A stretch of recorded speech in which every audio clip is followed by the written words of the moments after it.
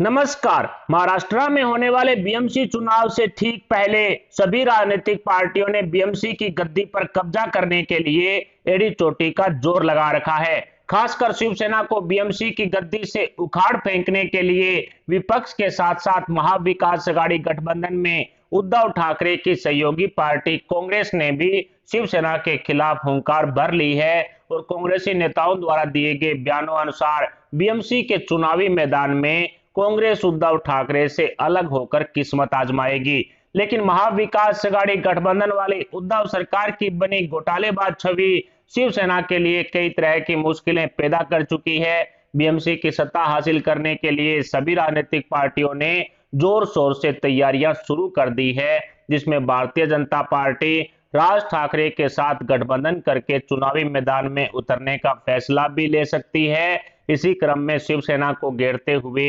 BJP ने राणा दंपति और मनसे प्रमुख राज ठाकरे को महाराष्ट्र की राजनीति में हिंदुत्ववादी छवि चमकाने के लिए खुला छोड़ रखा है और राणा दंपति एवं राज ठाकरे के साथ कंधे से कंधा मिलाकर भारतीय जनता पार्टी ने शिवसेना प्रमुख उद्धव ठाकरे को हिंदुत्व वाले सिद्धांतों पर बेनकाब करने के लिए कोई कोर कसर नहीं छोड़ी है। हनुमान चालीसा के मुद्दे पर घिरी शिवसेना को बेनकाब करने के लिए आज फिर से राणा दंपति द्वारा नागपुर और अमरावती में हनुमान चालीसा का पाठ करने के साथ साथ महाआरती का आयोजन भी किया गया है। लेकिन राणा दंपति की हनुमान चालीसा वाली आवाज को दबाने के लिए एनसीपी ने भी नागपुर के उसी हनुमान मंदिर में सुंदरकांड का पाठ करने वाला फैसला लिया है, जो साफ तौर पर उद्धव सरकार की बौखलाहट को दर्शा रहा है। हालांकि महाराष्ट्र की जनता भली भांति जानती है कि पिछले 2.5 साल में महाविकास अघाड़ी गठबंधन वाली उद्धव सरकार ने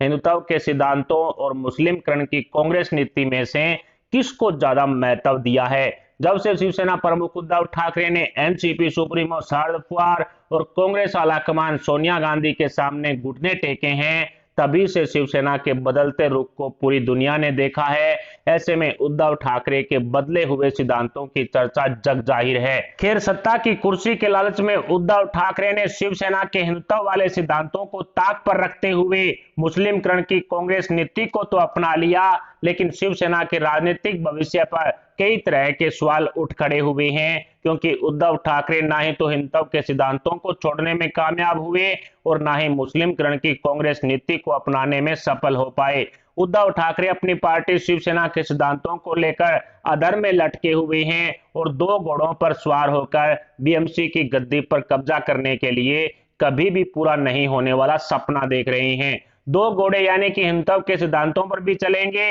और एनसीपी कांग्रेस के सामने घुटने टेककर मुस्लिमकरण की कांग्रेस नीति वाले मुस्लिम वोटर्स को भी अपने साथ जोड़े रखेंगे। उद्धव ठाकरे को इन दोनों ही सिद्धांतों पर महाराष्ट्र की जनता कितना समर्थन करेगी, ये तो बीएमसी चुनाव के परिणाम में स्पष्ट हो जाएगा। लेकिन मारवाड़ी में कहावत है कि पेट वाले की उम्मीद में गोदी वाले को ही खो दिया। कहीं उद्धव ठाकरे और शिवसेना की स्थिति भी इसी कहावत जैसी ना हो जाए, क्योंकि जनता बहुत समझदार है और दो घोड़ों पर सवार होने वालों का असर कैसा होता है, इसके कई उदाहरण देखने को मिल चुके हैं। खैर, बीएमसी चुनाव से पहले महाराष्ट्र की राजनीति में हड़कंप मचा हुआ है, क्योंकि महाविकास अघाड़ी गठबंधन की तीनों पार्टियों में पड़ी आपसी फूट अब जग जाहिर हो चुकी है और इसी क्रम में एनसीपी कांग्रेस शिवसेना नेताओं द्वारा कई बार महाराष्ट्र की राजनीति में लेटर बम फोड़े गए हैं, जो तीनों पार्टियों में पड़ी आपसी दरार को काफी बड़ा करने का काम कर चुके हैं। सर्वप्रथम कांग्रेस के नेताओं ने सोनिया गांधी को पत्र लिखकर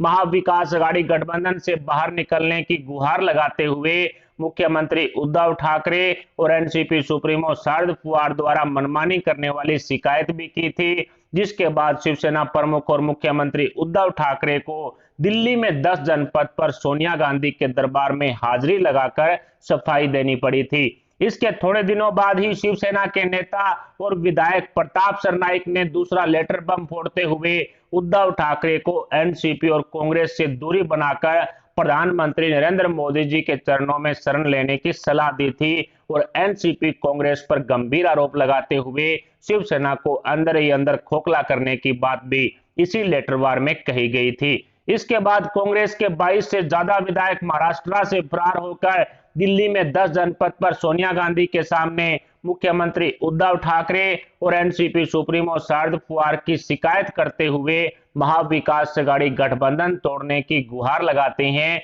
जिसके बाद उद्धव सरकार में कांग्रेस की मंत्री यशोमती ठाकुर ने बतौर मुख्यमंत्री उद्धव ठाकरे को नीलबटे सन्नाटा बताया था। इस घमासान के बाद महाराष्ट्र कांग्रेस के प्रदेशाध्यक्ष नाना पटोले द्वारा फिर से एक लेटर बम का विस्फोट किया गया और शिवसेना एनसीपी से दूरी बनाकर महाविकास अघाड़ी गठबंधन खत्म करने की गुहार सोनिया गांधी के सामने लगाई गई, जिस पर कांग्रेस के मंथन शिविर में 500 से ज्यादा कांग्रेस के वरिष्ठ नेताओं ने विस्तार से चर्चा कर इस लेटर बम पर अंतिम फैसला सुरक्षित रख लिया, जिसे निकट भविष्य में ही सोनिया गांधी द्वारा सुनाया जा सकता है। और कांग्रेस आलाकमान सोनिया गांधी के इस फैसले में महाविकास अघाड़ी गठबंधन टूटने के कयास लगातार लगाए जा रहे हैं। महाविकास अघाड़ी गठबंधन वाली उद्धव सरकार में हुए इस घमासान के बाद एक बार फिर से शिवसेना के नेताओं ने एनसीपी और कांग्रेस से नाराजगी जताते हुए शरद पवार को शिवसेना का सबसे बड़ा दुश्मन घोषित कर दिया है।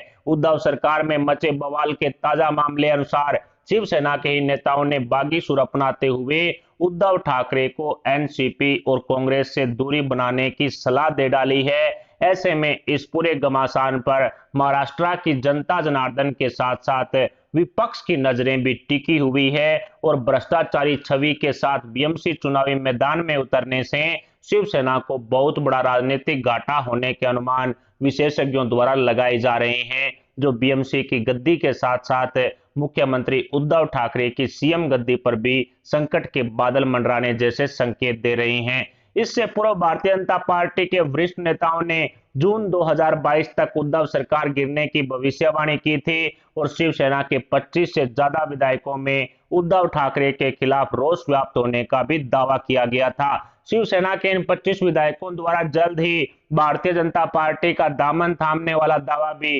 बीजेपी नेता राय साहब दानवे ने किया था, जो अब सच साबित होता हुआ दिखाई दे रहा है, क्योंकि शिवसेना के नेताओं में पड़ी आपसी फूट और एनसीपी कांग्रेस के प्रति शिवसेना नेताओं की नाराजगी जग जाहिर हो चुकी है। इसी बीच शिवसेना के 22 से ज्यादा विधायकों ने वर्षा बंगले पर मुख्यमंत्री उद्धव ठाकरे के समक्ष पेश होकर एनसीपी और कांग्रेस की शिकायत भी कर डाली थी। साथ ही इसी बैठक के दौरान शिवसेना के 22 विधायकों ने मुख्यमंत्री उद्धव ठाकरे पर उनकी अनदेखी करने के भी आरोप लगाए थे, जिसके बाद मुख्यमंत्री उद्धव ठाकरे ने शिवसेना के इन 22 विधायकों के क्षेत्रों में चल रहे विकास कार्यों पर रोक लगा दी थी। ऐसी स्थिति में कैसे तो उद्धव सरकार चलेगी और कैसे उद्धव ठाकरे बीएमसी की सत्ता हासिल कर पाएंगे, ये देखना काफी दिलचस्प होगा। ऊपर से आए दिन उद्धव सरकार के मंत्री जेल की सलाखों के पीछे जा रहे हैं। पूर्व गृह मंत्री अनिल देशमुख 100 करोड़ रुपए वसूली कांड और ट्रांसफर पोस्टिंग घोटाले में जेल की सलाखों के पीछे जा चुके हैं। उसके बाद एनसीपी नेता और उद्धव सरकार के मंत्री नवाब मलिक, जो शरद पवार के खासम खास हैं, राइट हैंड हैं, वो टेरर फंडिंग और हवाला कारोबार के आरोप में जेल में बंद हैं। और अब उद्धव ठाकरे के राइट हैंड माने जाने वाले परिवहन मंत्री अनिल परब पर केंद्रीय जांच एजेंसियां शिकंजा कस चुकी है। शिवसेना नेता अनिल परब के 7 ठिकानों पर ईडी ने छापेमारी करते हुए बड़ी कार्रवाई को अंजाम दिया है, जिसके बाद उद्धव सरकार के परिवहन मंत्री अनिल परब के जल्द ही जेल में जाने की खबरें लगातार तेज है। इसके अलावा बीएमसी के स्टैंडिंग चेयरमैन और शिवसेना नेता जसवंत यादव पर करोड़ों रुपए के घोटालों का आरोप लगा हुआ है और केंद्रीय जांच एजेंसियां इसकी जांच में जुटी हुई है। इसके अलावा उद्धव ठाकरे के चहेते पूर्व मुंबई पुलिस कमिश्नर परमवीर सिंह केंद्रीय जांच एजेंसियों के शिकंजे में हैं और सचिन वजे, जिसकी ईमानदारी की तारीफों के पुल शिवसेना के बोमपू संजय राउत द्वारा बांधे जा रहे थे, वो भी इंटीलिया केस और हिरेन मर्डर केस में जेल की सलाखों के पीछे जा चुका है। ऐसे ही अनेकों भ्रष्टाचार के मामले महाविकास अघाड़ी गठबंधन के 18 से ज्यादा नेता, विधायक और मंत्रियों पर चल रहे हैं, जिसकी जांच की आंच उद्धव ठाकरे और एनसीपी सुप्रीमो शरद पवार तक पहुंचनी भी तय मानी जा रही है। ऐसे में महाविकास अघाड़ी गठबंधन की राजनीति में हड़कंप मचा हुआ है और बीएमसी की गद्दी पर कब्जा करने के लिए विपक्ष ने तैयारियां पूर्ण कर ली है, जो शिवसेना के लिए गले की फांस बना हुआ है। फिलहाल महाविकास अघाड़ी गठबंधन के इन सभी कारनामों पर आपके क्या विचार हैं? महाविकास अघाड़ी गठबंधन की तीनों पार्टियां एनसीपी, कांग्रेस, शिवसेना के नेताओं में पड़ी आपसी दरार का परिणाम क्या रहेगा? क्या उद्धव सरकार आने वाले दिनों में गिरने वाली है? क्या कांग्रेस आलाकमान की तरफ से अपने नेताओं की नाराजगी को दूर करते हुए उद्धव ठाकरे से समर्थन वापस लिया जाएगा? क्या शिवसेना के 25 से ज्यादा विधायक, जिनका बीजेपी नेताओं द्वारा दावा किया जा रहा है कि वो जल्द ही शिवसेना को छोड़कर भारतीय जनता पार्टी का दामन थाम सकते हैं, वो बीजेपी के साथ जाएंगे? या फिर नारायण राणे की भविष्यवाणी के अनुसार जून 2022 तक उद्धव सरकार गिर जाएगी? इन सभी सवालों पर आप अपने विचार हमें कमेंट बॉक्स में जरूर बताएं। कांग्रेस के मंथन शिविर में नाना पटोले के लेटर बम पर किस तरह की चर्चा हुई होगी, इस पर भी आप अपने विचार हमें कमेंट बॉक्स में बता सकते हैं। साथ ही हमारे इस वीडियो को लाइक करके हमारे चैनल को सब्सक्राइब जरूर कर लें। सब्सक्राइब के पास वाला बेल आइकन भी दबा लें। अभी के लिए इतना ही, मिलते हैं अगली बड़ी अपडेट, अगली न्यूज, अगली खबर के साथ। तब तक के लिए जय हिंद, जय भारत।